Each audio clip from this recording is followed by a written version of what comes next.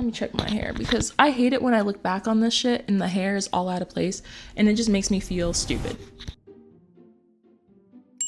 Today, we are literally just going to go through my Pinterest board, which there will likely be several of these videos because there are not enough hours in the day for me to go through everything that is on my Pinterest boards, especially when it comes to fashion, style, and design. Personally speaking, I've been very infatuated with this concept of things that you find chic or things that you find very alluring, let's say. A lot of the things that I'm going to reference here are probably going to be along the lines of deconstructed, very much so modular clothing. I've been feeding into a lot of my interests as it pertains to clothing that can be used in several different facets and can be used in different ways. Not necessarily one particular usage case. So yeah, I mean, let's get right into it. If you are here with me now, we are in my Pinterest board. Right now, I am pretty much exploring some of these more curated concepts for my wardrobe, as well as a designer, I'm interested in three major things, I would say. Shape / form, given, depending on who you're talking to, that's two different things. Definitely texture, possibly even overlapping with pattern, and 3 being overall structure and function. I don't think it's gonna be worth it for me to go into each of these individually, so I'm basically just gonna talk and scroll as I see it. For the most part, I've also been really cognizant of the fact that I personally am a huge fan of an accessory, specifically that of glasses, bags, and shoes. I am a lover of a good sunglass style, whether it be a shield sunglass or anything that's quite large. And I like accents that really feed into what makes my style special. When it comes to shoes and stuff, I'm very cognizant of the fact that though I love a shoe, I'm a big fan of a point toe heel. I'm a big fan of a stiletto. I'm a big fan of platforms because they're more comfortable at times. Things like this, however, I kind of marry with my interest in things being functional. My wardrobe right now, I really do believe, is more aligned with the concept of what I can actually functionally use on a daily basis, yes, but also what's going to stick with me for a while. I'm thinking about more sustainable ways to keep things within my wardrobe that I'm not necessarily going to end up trashing within the next year or so. I like things that are multifunctional. I like things that you won't find very many places when I'm looking for accessories. Because for me, I'm like, that's the differentiating factor. I keep most things pretty basic, if I'm being very honest. Quality over quantity in terms of basics, and whether that be a really nice cardigan like this Norma Kamali that I'm wearing right now. It's a batwing cardigan. Again, I really do love a really wacky shape, but not even just wacky, but something that's geometric. One of my genuine obsessions, which you'll see in this mock-up board often, is a Prada like swing handle bag. I think they called them Prada swing bags, but I swear to you, not these. Prada swing bags have this geometric metal handle shape that is very much so reminiscent of something that has more function and form, that's more industrial, but it adds such pizzazz to the actual kind of motif of the object, the shape and kind of the outline. And if you ask me, I really do love things that are shapely when not worn as well, meaning stand alone by themselves, even without someone in them, it has a form. I am a sucker, and I do mean a sucker, for anything that has a high neck, but is has buttons or a hook eye closure, or even the Chinese knot latches. I love things that have variance in that way as well. Hopping back to the bags, I love juxtaposition. paradoxical kind of elements that come together where you meet like the soft with the hard. That also kind of plays into the idea of those Prada swing bags, as well as like I think, oh my gosh, I forget what they're called, but it's a YSL bag with the horn that they use for the handle, which is quite popular and will actually be in this Pinterest board a lot as well. I actually cannot explain to you texturally what a good fur will do for me. I've lately been really feeding in some effort into curating what concept of outerwear I want to invest in, because most of the time outerwear is like, it's likely going to be something that you end up paying a lot more for because it needs to be durable. I personally have been obsessed, and I do mean this, obsessed with leather jackets. I mean pleather, I mean real leather, I mean 3D printed, eco fabric leather, any kind of leather jacket that is form and function at the same time. A leather jacket, I would actually, fair to say, is the top 3 things in my wardrobe that I think has elevated it to some extent. But I really do think that anything leather or texturally leather elevates a wardrobe to no return. Like, girl, in an effort to diversify some of the colorways within my wardrobe, I have been really feeding into this idea that bags can also be just as important as the entire outfit. I do believe this to be true of, again, outerwear and jackets too. A good colored bag, a bag that has a pop of color somewhere, or that has a pattern of some kind, or a texture, can easily, and I do mean easily, complete a look and or compete even with the outfit itself. A quality bag with an interesting shape, pattern, color, form, whatever it may be, can actually be the entire fit itself. I think that this is really like forming my investment as a designer into bags, as well as learning how to mock up patterns for them, especially when they have such distinct geometric shapes. One of the shoe types that are really popular right now that I do love is a tabby. I'm very interested in the history and culture behind Japanese, I believe it's utilitarian wear, things that have function, again, and are actually meant to be ergonomic in some regard. As a designer, I am focusing on sustainability, ergonomics, and some level of, again, the kind of double usage cases. Anything that can be worn in several different ways is important to me. And I really do believe that the tabby is only scratching the surface as of right now in terms of a lot of utilitarian wear and things that actually could be taken from perhaps, say, an environment of a working class environment to fashion of the everyday individual as well. When I say that I love leather, in every form that it comes in, I am, putting more of an effort into finding sustainable resources for a leather piece, including thrifting. I'm huge on thrifting. I mean, we're talking the Real Vestiaire Collective, ThredUp, Depop, of course, even Vinted, all of these different things, Mercari. I'm also on Poshmark. A lot of different resources where you can go to find really chic and honestly durable leather pieces. I personally am obsessed, again, with bags and shoes, as well as the leather jackets, as you know. So when it comes to a fur as well, when it comes to anything that is like truly a luxury purchase, I prefer to put material first for most things. If I'm getting into it, really, I've been a bit kind of hyperfixating on the Fendi wrap heels. They have a lovely chiffon wrapped Fendi heel with a platform.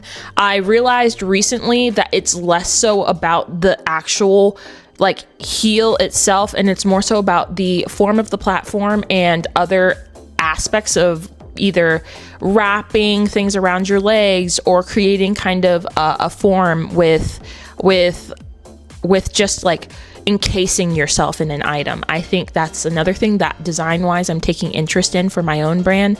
I like it when things can be molded to your body, possibly even skin tight, a perfect fit.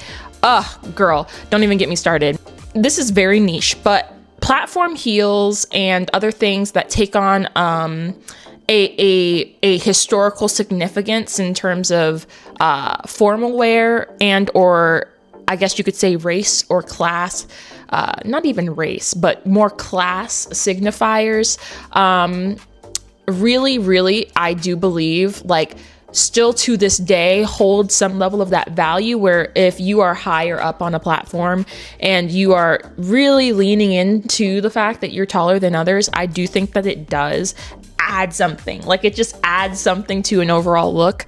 And I do think that there's some level to it that's just like platforms are highly impractical in some regards. And for you to be able to wear one or to showcase it in an outfit likely means that you have the leisurely time or money to be walking around in platforms, because most people are not going to say that that's reasonable footwear, even though I disagree.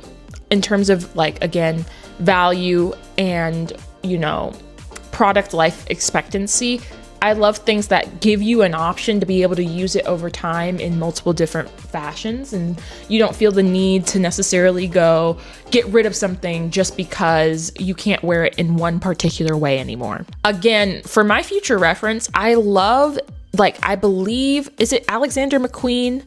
I believe it's Alexander McQueen. I'm not quite sure, but there's a quite vampy kind of fur that I'm thinking about in particular. And it's almost kind of straggly, very much so giving like wet mountain bison fur more so than puffy, fluffy fur.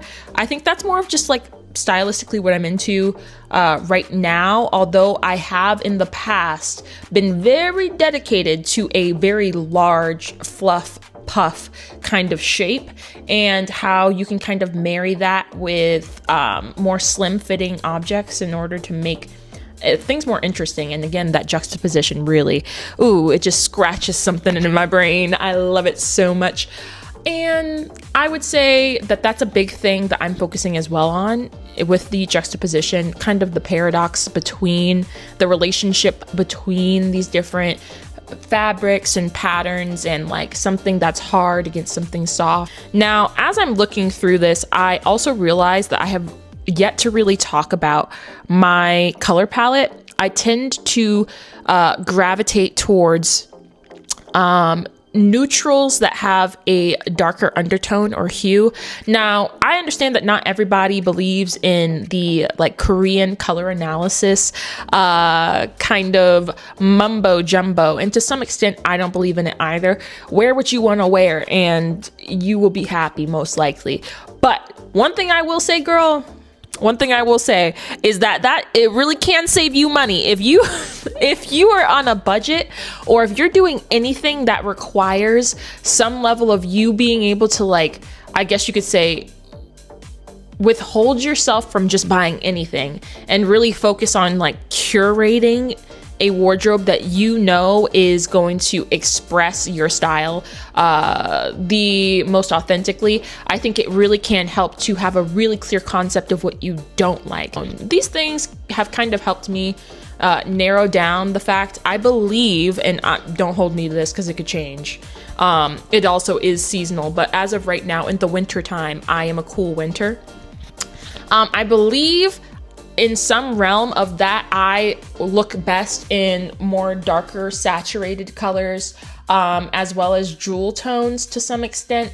I really do feed into that, and you will see it in the future with me sticking to like grounded neutrals. I think black, obviously, but also things that have a neutral undertone, which again, if you really think about it, I think there's not much you can do to get around what you like, but if you know that you have too broad of a net right now. I would focus on figuring out what you don't like. Another huge thing texturally that I'm interested in, other than the sleekness and body format of a leather or the shape and grandeur of a fur, is the kind of delicate, intricate nature of a lace. Basically, when it comes to lace, I definitely play around a lot more with this concept of see-through or sheer objects, in the sense of like playing with the senses and layering.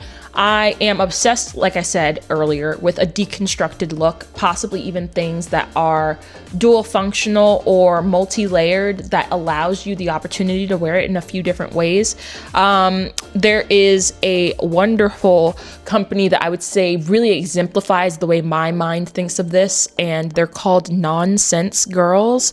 Nonsense Girls definitely kind of goes about this kind of usage of layering and honestly sheer and opaque and kind of everything in between, and it brings a new light to what you can do with a layered piece. And again, for my brand, that's a big thing that I'm focusing on. One of my current favorites that I actually have had the privilege of thrifting lately, which is a slouchy bag or anything. Okay, as a pack rat and an artist and a designer and somebody who is honestly very much so, prior to the clean girl movement of the 21st century, very much so had a complex around the fact that I need a lot of stuff around me most of the time, or I feel my best when I can carry more things, or when I have, you know, more functional items. A larger bag or anything that kind of feeds into this idea of, oh, I can carry that with me. Like, I don't have to think about it. Like, I can just carry it with me. I'm gonna cop that.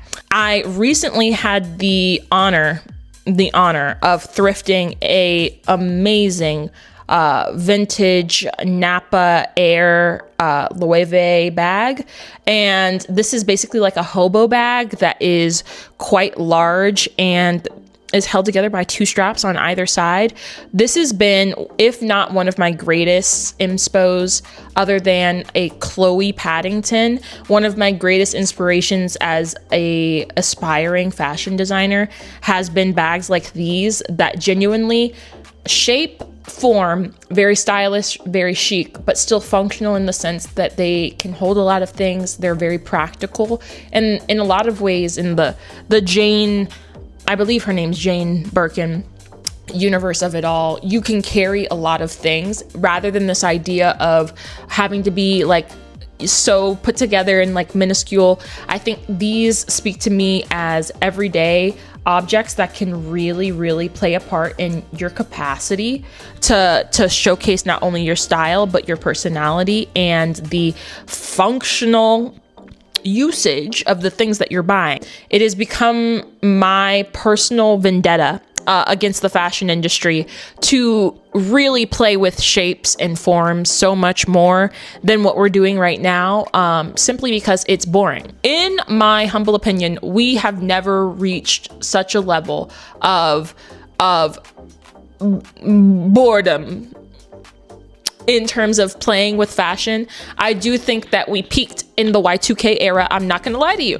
I'm not gonna lie to you, because even in the Y2K era, we were still playing around with shape, form, texture, pattern, size, all of these different things. And I do think that for the everyday consumer outside of the market of high fashion or even mid-level price ranges, there aren't that many things that are affordable, that are shapely, or have any visual interest to them. And it is, in fact, my personal vendetta against the industry to make sure that that is not the case with my brand. That being said, I think I'm gonna wrap it up here, only because I literally have so much. I have so much that I could be adding to this. However, I do believe that there's a level of quality over quantity for me, even for these videos, because I literally have thousands This Pinterest board alone already has like 6,000 things in it. So if this video was interesting to you, or you just like need something to be on in the background and you enjoy fashion, you enjoy style, you enjoy culture, you enjoy digging a bit deeper into influences on these things, especially from a creative perspective, go ahead and, come back later, because I definitely will be doing things like this for myself as well, because as I build my brand, I kind of just want to be able to look back on what my influences were. Again, if this is interesting to you, I would love it if you would come back to join us for another episode.